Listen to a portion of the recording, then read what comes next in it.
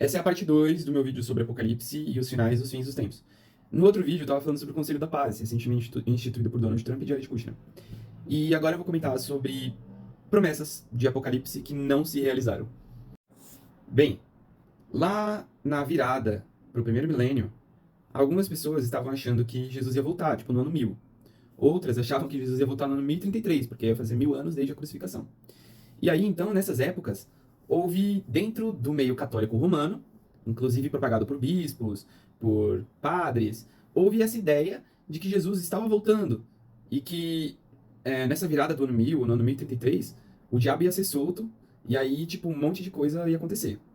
Só que ao mesmo tempo que eles estavam com um pouco de medo dessa virada do milênio, eles também estavam com esperança, porque eles queriam reinar com Cristo em glória. Então, digamos que foi uma mistura de esperança com medo, sabe, que aconteceu nessa virada aí. Aqui em cima a gente tem um texto contemporâneo e, bem, ele está basicamente falando que as pessoas estavam com a expectativa da chegada do anticristo. E eles achavam que ia ser ali o fim do mundo. E que o julgamento final estava próximo. Esse outro texto mostra que aconteceu um grande terremoto no ano 1000. E esse terremoto fez com que as pessoas olhassem para ele e pensassem, acho que os sinais de Mateus 24:7, de Apocalipse 16:18 estão se cumprindo. Então acho que Jesus está voltando agora, acho que vai acontecer agora o fim dos tempos. E, bem, nessa virada aí de milênio, as igrejas fizeram grandes eventos para falar sobre isso, tanto para acalmar a população, quanto para ter esperança aí na volta de Cristo, mas não foi nessa época. E aqui também, em 22 de outubro de 1844, muitos evangélicos estavam achando que Jesus ia voltar. E aí ele não voltou, e isso causou o chamado grande desapontamento. Nessa época aí, muita gente tinha vendido seus bens. As pessoas estavam nos montes aguardando Jesus voltar.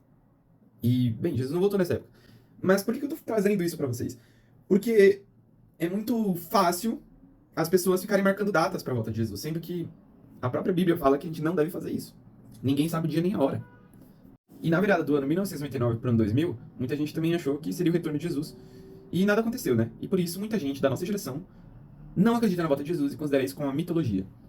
E a própria Bíblia nos alerta de que isso aconteceria. Quero ler para vocês 2 Pedro capítulo 3. Fala assim: Antes de tudo, considerai atentamente que nos últimos dias surgirão escarnecedores anunciando suas zombarias e seguindo suas próprias paixões. Eles proclamarão: o que aconteceu com a promessa da sua vinda?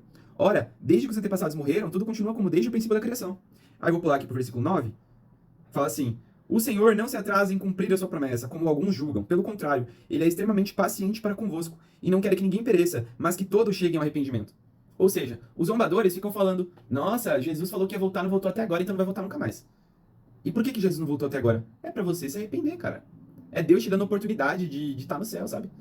De, de ressuscitar para a vida eterna.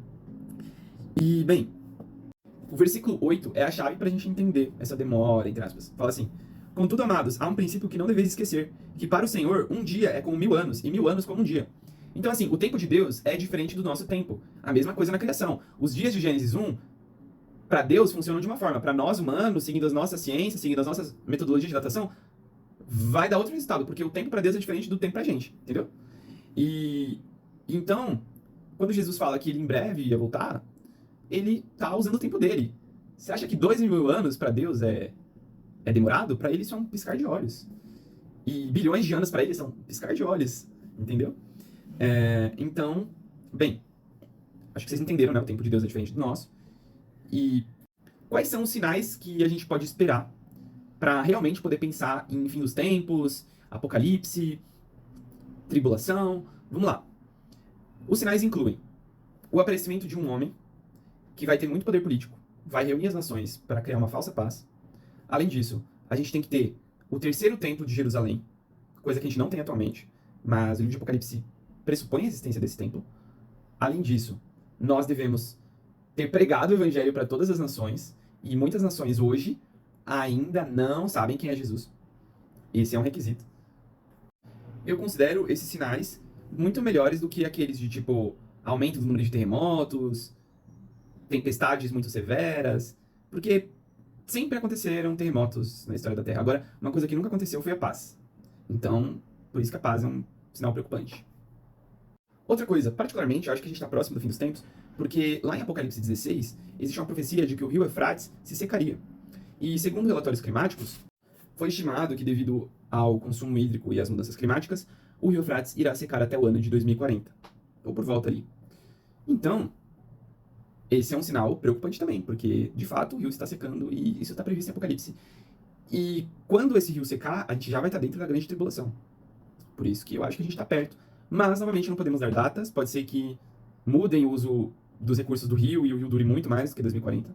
Mas, no momento, essa é a estimativa que temos. Próximo vídeo eu comento mais.